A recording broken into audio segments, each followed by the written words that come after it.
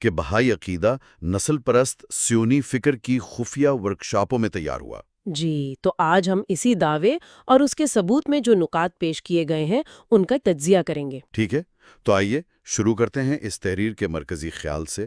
مصنف کا بنیادی دعویٰ کیا ہے؟ وہ کس قسم کے تعلق کی بات کر رہا ہے؟ دیکھیں، سب سے بنیادی دعویٰ تو یہی ہے جو آپ نے ابھی ذکر کیا کہ بہائی عقیدے کی تخلیق مبینہ طور پر نسل پرست سیونی فکر کے زیر اثر ہوئی، اور پھر یہ کہ یہ دونوں قوتیں یعنی بہائی اور سیونی وہ اسلام کے خلاف ایک مشترکہ مقصد کے لیے کام کر رہی تھیں۔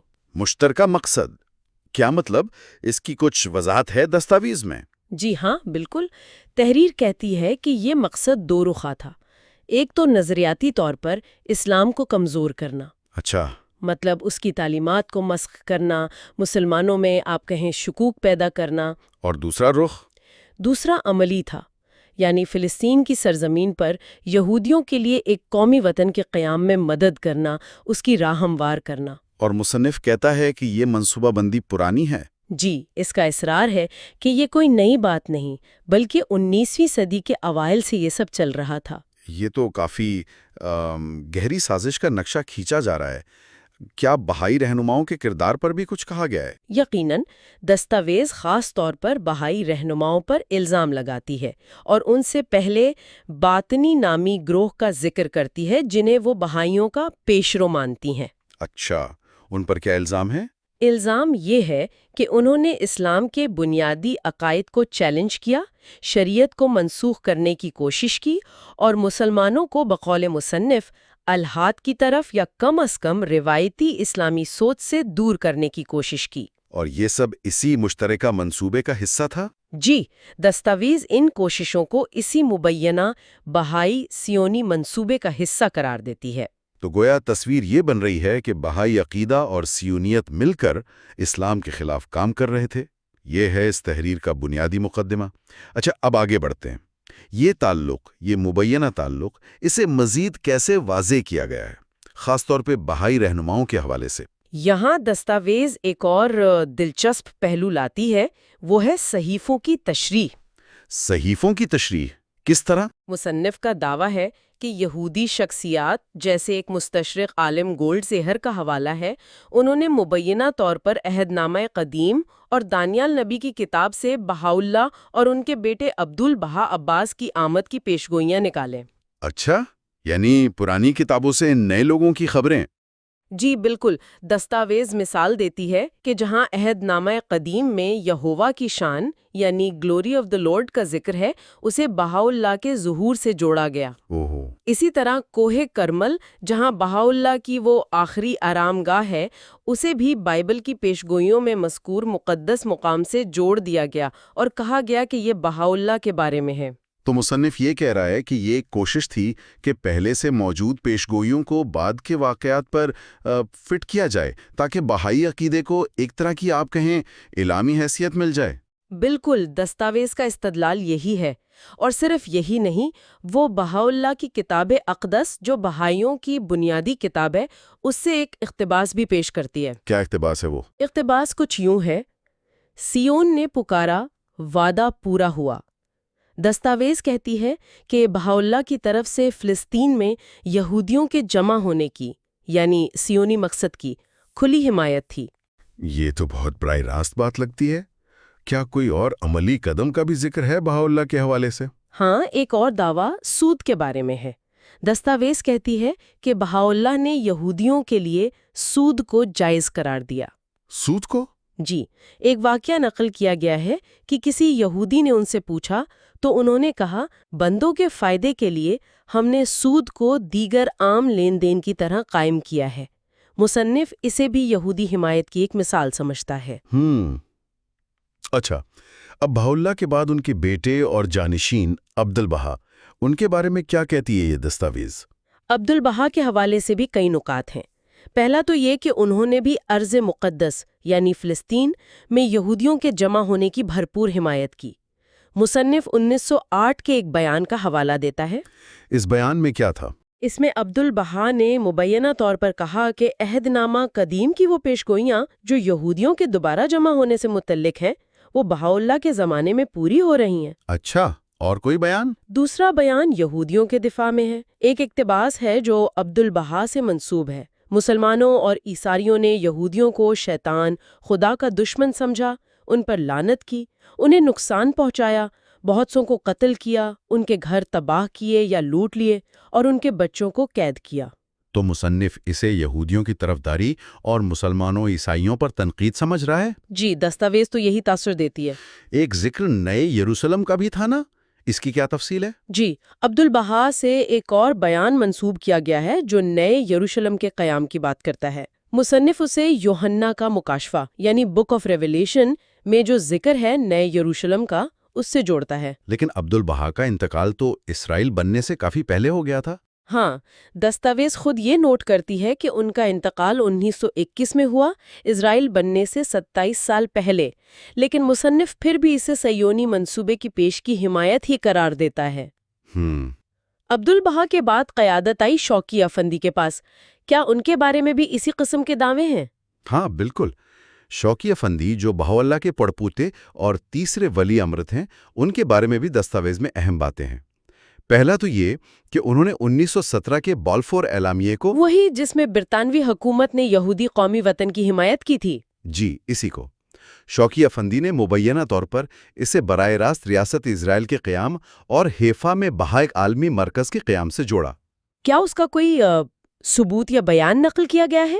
جی، دستاویز میں ان سے منسوب ایک بیان ہے، خداوند بالفور کا وعدہ ابراہیم کی اولاد اور ان کے وارثوں کے لیے ریاست اسرائیل کی بدولت پورا ہوا، اور اس کے بعد ارض مقدس میں ریاست اسرائیل اور بہائیوں کے بین الاقوامی مرکز کے درمیان گہرے تعلقات قائم ہوئے۔ یہ تو کافی واضح بیان لگتا ہے اگر یہ درست ہے۔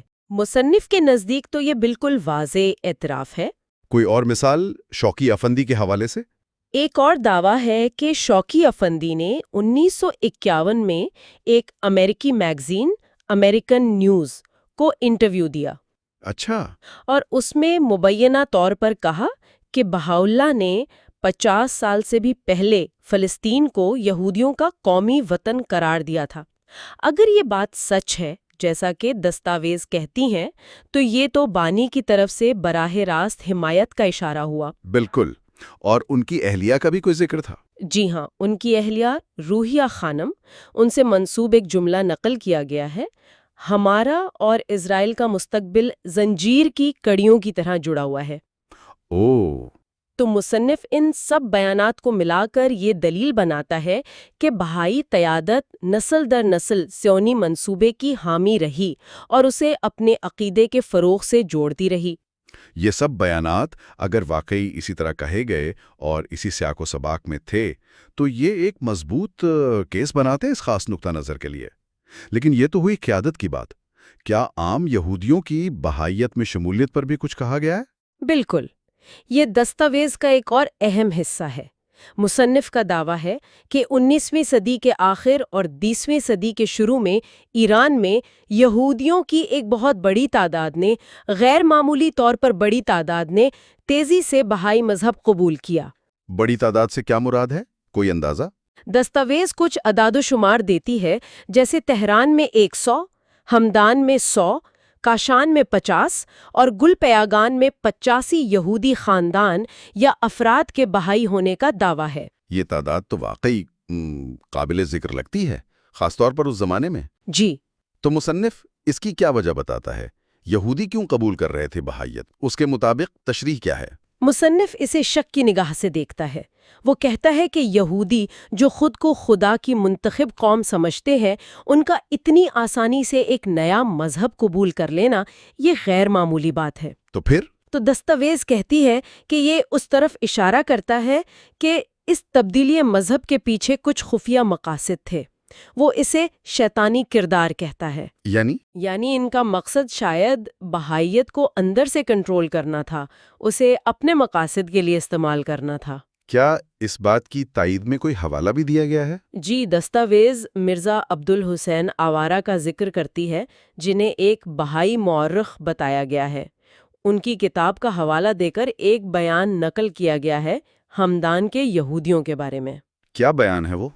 بیان کچھ یوں ہے، جیسے ہی امر یعنی بہائیت کی پکار بلند ہوئی، ہمدان کے یہودی محلے سے یہودیوں کا ایک بڑا گروہ آیا اور بہائی عقیدہ قبول کر لیا۔ زیادہ عرصہ نہیں گزرا تھا کہ انہوں نے اپنی ترقی کا دور پایا اور تمام ایرانی ان کی طرف انگلیوں سے اشارہ کرنے لگے۔ تو مصنف اس سے یہ نتیجہ نکالتا ہے کہ یہودیوں نے بہائیت میں شامل ہو کر جلدی سے اثر و رسوخ حاصل کر لیا؟ جی، وہ اسے اپنے نظریے کی تائید سمجھتا ہے۔ ایک اور بات بھی تھی کہ یہودیوں نے بہائیت کو تباہی سے بچایا۔ اس کا کیا مطلب ہوا؟ دستاویز کا کہنا ہے کہ شروع میں بہائی تحریک کا انداز زیادہ اب کہیں تصادم والا تھا، جس کی وجہ سے اسے سخت مخالفت کا سامنا تھا۔ ٹھیک۔ مصنف کا دعویٰ ہے کہ جو یہودی بہائیت میں شامل ہوئے، انہوں نے مبینہ طور پر یہ حکمت عملی بدلی، اسے کھلے تصادم کے بجائے خفیہ تبلیغ اور منظم طریقے سے پھیلانے کی طرف موڑا۔ اچھا۔ اور بقول مصنف اسی نئی حکمت عملی کی وجہ سے بہائیت نہ صرف بچ گئی بلکہ زیادہ مؤثر طریقے سے پھیلی بھی۔ تو گویا مصنف کے مطابق یہودیوں کی شمولیت نے بہائی تحریک کی سمت اور کامیابی دونوں میں اہم کردار ادا کیا۔ اچھا، اب کچھ مزید تشریحات اور بیرونی تنقیدوں کو دیکھتے ہیں جو دستاویز میں ہیں۔ ایک حوالہ مرزا ابو الفضل گلپائگانی کا ہے۔ جی، مرزا ابو الفضل گلپائگانی وہ ایک مشہور بہائی مبلغ اور عالم تھے۔ دستاویز ان کی کتاب الدر البہیہ کا حوالہ دیتی ہے۔ کیا کہا گیا ہے اس حوالے سے؟ کہا گیا ہے کہ انہوں نے بائبل کی کتاب استثناء یعنی ڈیوٹرونومی کی ایک آیت 33.2 کی تشریح کی، اور اس تشریح میں انہوں نے نہ صرف موسیٰ، عیسیٰ اور محمد صلی اللہ علیہ وسلم کے ظہور کی پیش گوئی بتائی بلکہ آخر میں بہاءاللہ کے ظہور کی بھی خبر دی۔ اور اس کا تعلق؟ اس کا تعلق انہوں نے بنی اسرائیل کے ارض مقدس میں دوبارہ جمع ہونے کے وعدے سے جوڑا۔ یہ تو پھر وہی بات ہوئی نا کہ بہائی عقیدے کو یہودی تاریخ اور پیشگوئیوں سے جوڑنے کی کوشش۔ بالکل، مصنف اسے اسی طرح دیکھتا ہے۔ اس کے بعد دستاویز اقوام متحدہ کی ایک فیکٹ فائنڈنگ کمیٹی کی رپورٹ کا ذکر کرتی ہے۔ اقوام متحدہ کی کمیٹی؟ اس میں کیا تھا؟ مصنف کا دعویٰ ہے، یاد رہے یہ مصنف کا دعویٰ ہے، کہ اس رپورٹ میں کہا گیا کہ فلسطین میں بہائیوں کا تعلق یہودیوں سے مسلمانوں کی نسبت زیادہ مضبوط ہے اور وہ ایک سیونی ریاست کے قیام کے حامی ہیں۔ یہ بھی ایک بڑا دعویٰ ہے۔ ہمارے پاس اصل رپورٹ تو نہیں ہے، ہم صرف مصنف کی بات نقل کر رہے ہیں۔ جی بالکل، یہ وضاحت ضروری ہے۔ ماخذ میں بیرونی مذہبی تنقید کا بھی ذکر ہے، خاص طور پر الازہر کے علماء کا۔ جی ہاں، دستاویز جبہت العلماء فی الازہر الشریف یعنی الازہر کے علماء کا محاذ ان کے ایک بیان کا اقتباس دیتی ہے۔ کیا کہا گیا ہے اس بیان میں؟ بقول مصنف اس بیان میں کہا گیا، بہائیوں نے یہودیوں کی چاپلوسی کی، انہیں خوشخبری دی کہ فلسطین ان کا قومی وطن بنے گا۔ ان کے ظالم عبدالبہا عباس نے کہا کہ وہ مسلمانوں، عیسائیوں اور یہودیوں کو متحد کرنا چاہتے ہیں اور انہیں موسیٰ کے قوانین پر اکٹھا کرنا چاہتے ہیں۔ موسیٰ کے قوانین پر؟ اس کا مطلب یہ تھا کہ وہ مسلمانوں اور عیسائیوں کو یہودیت میں تبدیل کرنا چاہتے تھے اور اس طرح پوری دنیا میں اختیار صرف یہودیوں کا ہو۔ یہ الازہر کے علماء کا مبینہ بیان ہے جو دستاویز میں نقل ہوا ہے۔ یہ تو بہت ہی سخت تنقید ہے اور عبدالبہا کی نیت پر کم از کم اس بیان کے مطابق سنگین سوال اٹھاتی ہے۔ جی، کیا کوئی اور عصری تبصرہ بھی شامل ہے؟ آخر میں دستاویز پروفیسر محسن عبدالحمید کا ایک بیان نقل کرتی ہے جو 1948 میں اسرائیل کے قیام پر بہائیوں کے مبینہ رد عمل سے متعلق ہے۔ کیا رد عمل تھا؟ بیان کے مطابق بہائی بہت خوش تھے جب بین الاقوامی صہیونیت نے 1948 میں وہ حاصل کر لیا جو وہ چاہتے تھے، اور انہوں نے اسرائیل کے قیام کے دن کو اپنے مرشد مرزا حسین علی بہا کے دعووں کی سچائی کی علامت سمجھا۔ تو یہ بیان بھی بہائیوں کی خوشی کو اسرائیل کے قیام سے جوڑ رہا ہے؟ جی، دستاویز تو یہی تصویر پیش کرتی ہے۔ ان تمام دلائل، بیانات اور تنقیدوں کے بعد دستاویز کس نتیجہ پر پہنچتی ہے؟ کیا کوئی حتمی فیصلہ سناتی ہے؟ براہ راست فیصلہ تو نہیں، لیکن آخر میں کچھ سوالات اٹھاتی ہے جو اس کے اپنے نقطہ نظر کو بالکل واضح کر دیتے ہیں۔ کیسے سوالات؟ مصنف پوچھتا ہے کیا ظلم اور جارحیت کسی دعوے کی سچائی کا ثبوت ہو سکتی ہے؟ کیا دیری یاسین جیسے واقعات جسے وہ سیونی جارحیت کہتا ہے، کیا وہ مرزا حسین علی یعنی بہاء اللہ کی عزت افزائی کرتے ہیں؟